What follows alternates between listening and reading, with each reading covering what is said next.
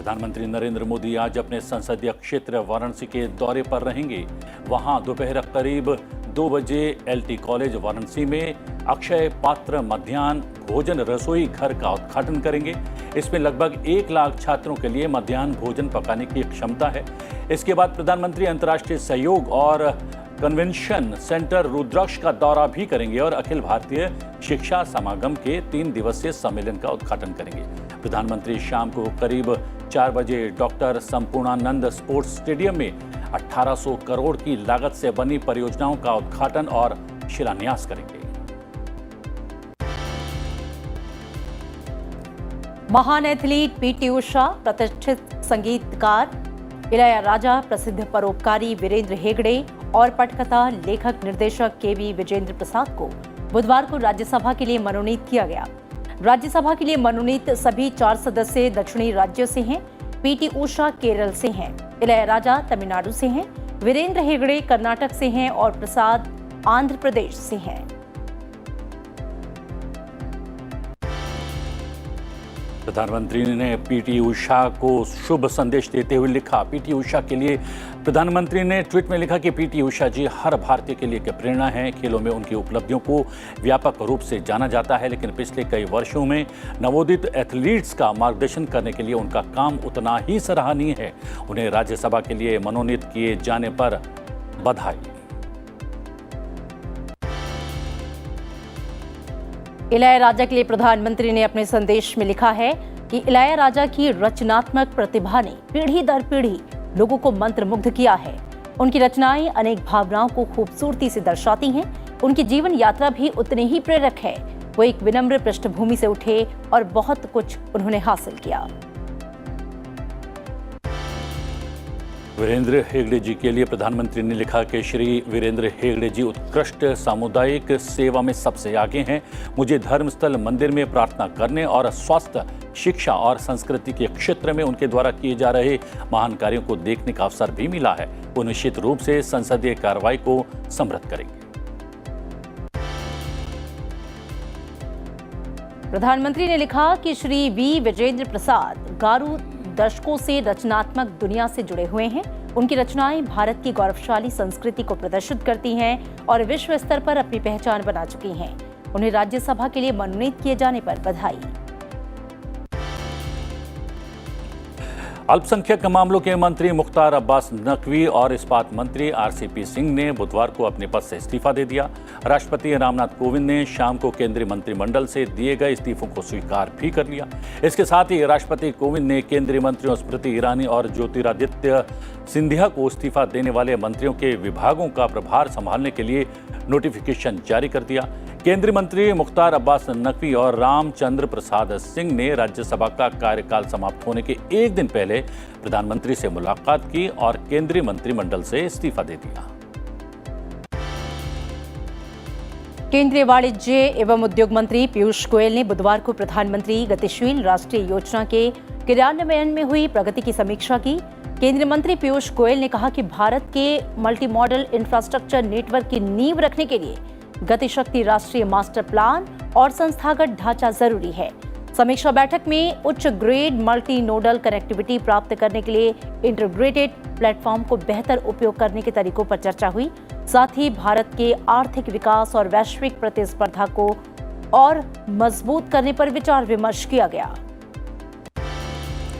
मध्य प्रदेश में शिवराज सरकार की ओर से मां काली पोस्टर विवाद में एक्शन लिया गया है। टीएमसी की सांसद महुआ मोइत्रा पर भोपाल में एफआईआर दर्ज कराई गई है। महुआ मोइत्रा पर देवी काली को लेकर विवादित और आपत्तिजनक बयान देने का आरोप है। डीजीसीए ने स्पाइस जेट को शो कॉज नोटिस जारी किया है। डीजीसीए ने कहा है कि सुरक्षा मानकों को लेकर पर्याप्त कदम क्यों नहीं उठाए गए। डीजीसीए ने स्पाइस जेट के 3 हफ्ते में इसका जवाब मांगा है। दरअसल पिछले 18 दिनों में स्पाइस जेट के 8 विमानों में तकनीकी खामी आ चुकी है, जिसके कारण सैकड़ों यात्रियों की सुरक्षा को खतरा पैदा हो गया। हालांकि किसी भी घटना में किसी भी यात्री या क्रू मेंबर को कोई चोट नहीं लगी है, लेकिन यात्रियों को भारी असुविधा का सामना करना पड़ा है। केंद्रीय स्वास्थ्य मंत्रालय ने 18 साल से ऊपर के लोगों के लिए कोविड-19 बूस्टर डोज के अंतर को कम कर दिया है। इसे मौजूदा 9 महीने से घटाकर 6 महीने कर दिया गया है। टीकाकरण पर सरकार की सलाह संस्था National Technical Advisory Group on Immunisation ने दूसरे और बूस्टर डोज के बीच के अंतर को कम करने की सिफारिश की थी। भारतीय टीम ने वेस्टइंडीज के खिलाफ 22 जुलाई से शुरू हो रही आगामी 3 मैचों की वनडे सीरीज के लिए अपनी 16 सदस्यीय टीम की घोषणा कर दी है। शिखर धवन को टीम का कप्तान बनाया गया है क्योंकि विराट कोहली, रोहित शर्मा, केएल राहुल, जसप्रीत बुमराह और ऋषभ पंत जैसे कई प्रमुख खिलाड़ियों को इस सीरीज में आराम दिया गया। वहीं स्टार ऑलराउंडर रविंद्र जडेजा को वेस्टइंडीज के खिलाफ 3 मैचों की वनडे सीरीज में उप कप्तान बनाया गया है। राष्ट्रीय सुर्खियों के बाद आइए अब नजर डाल लेते हैं राज्यवार खबरों पर। श्री कृष्ण जन्मभूमि विवाद याचिका पर आज सुनवाई। कृष्ण जन्मभूमि शाही ईदगाह मामले में दी गई याचिका पर स्वीकृति के बाद पहली सुनवाई होगी। गुरुवार यानी कि आज सिविल जज सीनियर डिवीजन की अदालत में याचिकाकार अपनी दलीलें रखेंगे। कृष्ण जन्मभूमि के 13.37 एकड़ भूमि को अतिक्रमण मुक्त कराने को लेकर ये याचिका दायर की गई। राष्ट्रीय स्वयंसेवक संघ की अखिल भारतीय प्रांत प्रचारक बैठक 7, 8 और 9 जुलाई को झुंझुनू में हो रही है। हर साल होने वाली ये बैठक झुंझुनू के खेमी शक्ति मंदिर परिसर में आयोजित की जा रही है। बैठक में संघ के सरसंघचालक डॉक्टर मोहन राव भागवत सहित वरिष्ठ प्रचारक मौजूद रहेंगे। श्री अमरनाथ यात्रा मौसम साफ होने पर फिर से शुरू कर दी गई है। वहीं जम्मू के भगवती नगर आधार शिविर में बुधवार को 8वां जत्था कश्मीर के लिए सुबह देरी से करीब 10 बजे रवाना हुआ। केंद्र सरकार ने 15 अगस्त को हर घर तिरंगा अभियान शुरू करने का फैसला किया है, जिसके तहत स्वतंत्रता दिवस पर लोगों को अपने घरों पर राष्ट्रीय ध्वज फहराने के लिए प्रोत्साहित किया जाएगा। इस पर जम्मू कश्मीर के पूर्व मुख्यमंत्री और नेशनल कॉन्फ्रेंस के चीफ फारूक अब्दुल्ला ने विवादित बयान दिया है। बद्रीनाथ धाम की दीवार पर आई दरार की मरम्मत का कार्य भारतीय पुरातत्व सर्वेक्षण करेगा। इस पर 5 करोड़ रुपए के व्यय होने का अनुमान है। दीवार की मरम्मत का कार्य मानसून के बाद शुरू किया जाएगा। साजिद चेरियन ने केरल के सांस्कृतिक मामलों और मत्स्य पालन मंत्री पद से इस्तीफा दे दिया है।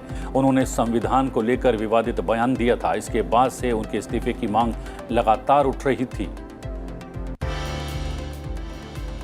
उद्धव ठाकरे के नेतृत्व वाली शिवसेना ने लोकसभा में मुख्य सचेतक चीफ व्हिप बदल दिया है। राजन विचारे को सांसद भावना गवली की जगह लोकसभा में पार्टी का मुख्य सचेतक नामित किया गया।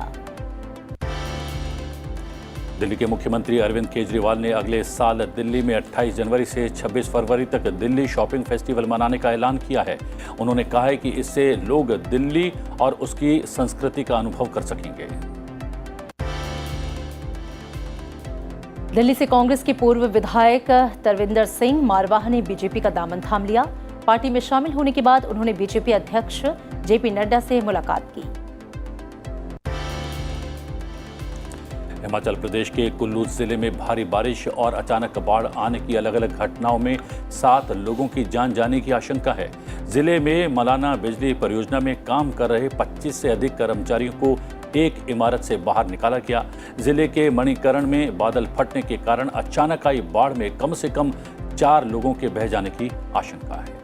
हम बता दें कि पार्वती नदी पर बना एक पुल भी क्षतिग्रस्त हो गया है। इसके अलावा भारी बारिश के बीच कुल्लू जिले के अलग अलग हिस्सों में 3 लोगों के डूबने की आशंका है। इधर उत्तराखंड में भी कई जगह भारी बारिश होने से भूस्खलन की घटनाएं हुई हैं, जिनमें टिहरी जिले में एक व्यक्ति की मौत हो गई, जबकि रुद्रप्रयाग जिले में बद्रीनाथ राष्ट्रीय राजमार्ग सिरोबगढ़ के निकट अवरुद्ध हो गया। मुंबई में लगातार बारिश जारी है। लगातार बारिश के कारण हिंदमाता, दादर और साइन में कुछ निचले इलाकों में पानी भर गया है, जिससे पैदल चलने वाले लोगों को दिक्कतें हुई और वाहनों को भी आने जाने में खासा मुश्किलें हो रही हैं।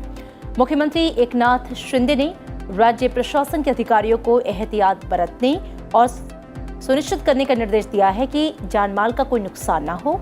मध्य रेलवे और पश्चिम रेलवे के अधिकारियों ने कहा कि लोकल ट्रेन सामान्य रूप से चल रही हैं, लेकिन कुछ यात्रियों ने यह दावा किया है कि उपनगरीय सेवाओं में थोड़ा विलंब है। वहीं कर्नाटक के तटीय क्षेत्रों और मलनाड क्षेत्र में भारी बारिश के बीच मुख्यमंत्री बसवराज बोम्मई ने कहा है कि बचाव कार्यों को प्राथमिकता के आधार पर शुरू किया गया है। उन्होंने ये भी कहा कि राहत कार्य तत्काल शुरू करने के भी दिशा निर्देश दिए गए हैं। बारिश के कारण मकानों, इमारतों, बिजली के खंभों और संपत्तियों को नुकसान पहुंचा है। भारी बारिश के कारण नदियां उफान पर हैं। खेतों और निचले इलाकों में जल भराव की स्थिति पैदा हो गई है। बिहार में बाढ़ ने तबाही शुरू कर दी है। नेपाल में हुई भारी बारिश के कारण बिहार के भी हालात लगातार बिगड़ रहे हैं।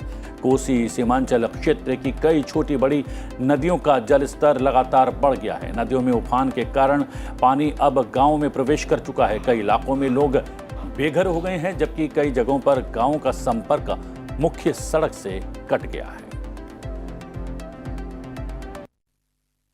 और अब अंतर्राष्ट्रीय खबरें। मंत्रियों के इस्तीफे के बीच ब्रिटेन के प्रधानमंत्री बोरिस जॉनसन पर इस्तीफे का लगातार दबाव बढ़ गया है, लेकिन बोरिस ने अपने पद से फिलहाल इस्तीफा देने से इनकार कर दिया है। उन्होंने देश के सामने बेहद महत्वपूर्ण मुद्दों का हवाला देते हुए इस्तीफा देने से इनकार किया है। सत्तारूढ़ कंजर्वेटिव पार्टी के सांसदों की बगावत से प्रधानमंत्री बोरिस जॉनसन मुश्किल में घिर गए हैं। 24 घंटे से भी कम समय में कम से कम 39 मंत्री और संसदीय सचिव पद छोड़ चुके हैं। और इतना ही नहीं, गृह मंत्री प्रीति पटेल और यातायात मंत्री ग्रांट शैप्स समेत 2 दर्जन वरिष्ठ मंत्रियों ने पीएम से मिलकर उनसे इस्तीफा देने को कहा है। इससे पहले स्वास्थ्य मंत्री साजिद वाजिद और भारतीय मूल के वित्त मंत्री ऋषि सुनक ने अपने अपने पद से इस्तीफा दे दिया। G20 विदेश मंत्रियों की 2 दिवसीय बैठक बाली में आज से शुरू हो रही है। इस बैठक में हिस्सा लेने के लिए भारत के विदेश मंत्री एस जयशंकर पहुंच चुके हैं।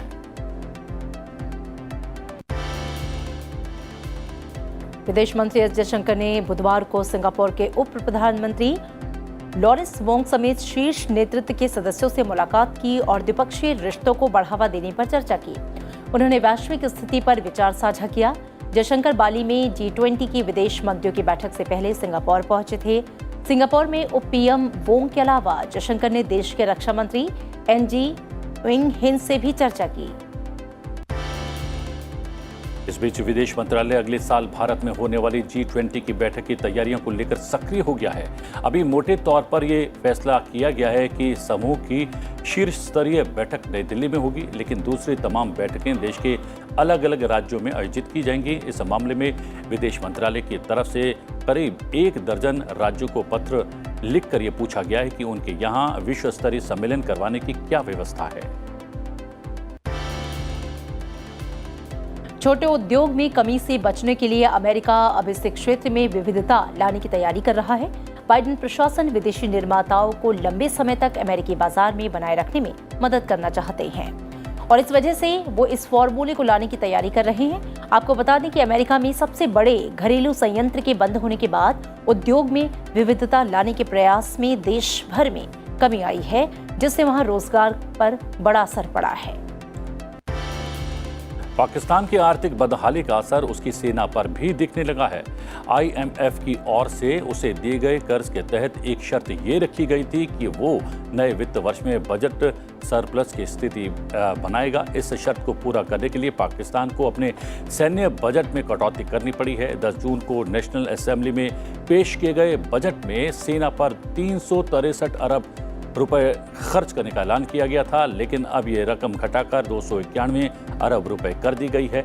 इस तरह से पाकिस्तान ने अपनी सेना के बजट में 20% की कटौती की है। तालिबान के सर्वोच्च नेता हिब्बतुल्ला अखुंदजादा ने कहा कि अफगानिस्तान की धरती का इस्तेमाल दूसरे देशों पर हमले करने के लिए नहीं होने दिया जाएगा। आपको बता दें कि पिछले साल काबुल में तालिबान के सत्ता में आने के बाद अफगानिस्तान में स्थित आतंकवादी समूहों द्वारा आतंकवादी गतिविधियों में तेजी की संभावना के बारे में भारत और अन्य देशों ने चिंता जताई। संयुक्त राष्ट्र की एक रिपोर्ट के अनुसार 2021 में विश्व भर में खाने की खपत बढ़ी है। करीब 2.3 बिलियन लोगों को खाने के लिए पर्याप्त मात्रा में मध्यम या गंभीर कठिनाई का सामना करना पड़ा है। बड़ी बात यह भी है कि ये आंकड़ा यूक्रेन युद्ध से पहले के हैं, जिसने अनाज, उर्वरक और ऊर्जा की लागत में वृद्धि की है। श्रीलंका के राष्ट्रपति राजपक्षे ने रूस के राष्ट्रपति पुतिन से फोन पर बातचीत की। दोनों देशों के नेताओं के बीच बातचीत का मुद्दा तेल खरीदने के विकल्पों की पड़ताल और द्विपक्षीय संबंधों को मजबूत करना था। भारत की सानिया मिर्जा उनके क्रोएशियाई जोड़ीदार मैट पाविक विंबलडन चैंपियनशिप के सेमीफाइनल में पहुंच गए हैं। सेमीफाइनल में इस जोड़ी का मुकाबला ग्रेट ब्रिटेन की नील स्कूप्सी और अमेरिका की देसीरा क्रावस्की की दूसरी वरीयता प्राप्त जोड़ी से होगा।